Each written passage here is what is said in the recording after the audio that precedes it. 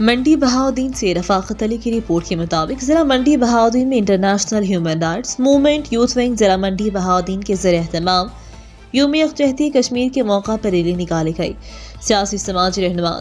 Chaudhry Haji Asif Iqbal Baraich, vice chairman market committee ضلع منڈی بہاؤدین اور doctor Shahid Mahmood Awan, adviser Punjab international human rights movement youth wing Punjab, doctor Mazahirin Hussain Zaidi, media coordinator Punjab Haji Muhammad Tariq, divisional chairman Gujrat division اور اکبر علی جاوید، ضلعی chairman IHRM ضلع youth wing Mandi Bahauddin Rafaqat Ali Sipra, deputy information secretary ضلع Mandi Bahauddin Muhammad Arshad Qureshi, deputy media coordinator international human rights movement youth wing ضلع منڈی بہاؤدین نے اپنے مشترکہ خطاب میں کہا،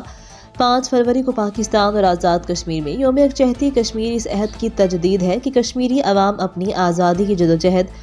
اس وقت تک جاری رکھیں گے جب تک کشمیری عوام کو اقوام متحدہ کی قراردادوں کے مطابق ان کا بنیادی حق خودارادیت نہیں مل جاتا۔ انہوں نے کہا، بھارت کی جانب سے 5 اگست 2019 کے بعد کے اقدامات نے مسئلہ کشمیر کی حیت کو تبدیل کرنے کی کوشش کی۔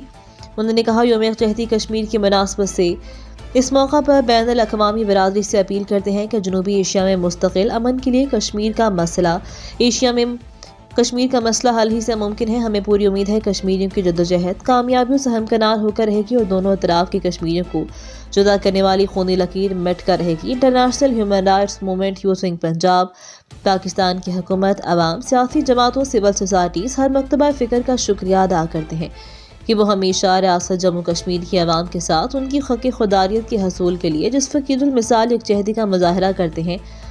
وہ بے مثال ہے، اس پر میں ان کو سلام پیش کرتے ہیں۔ اس ریلی میں international human rights movement youth wing ضلع منڈی بہاؤدین کے تمام عہدیداران،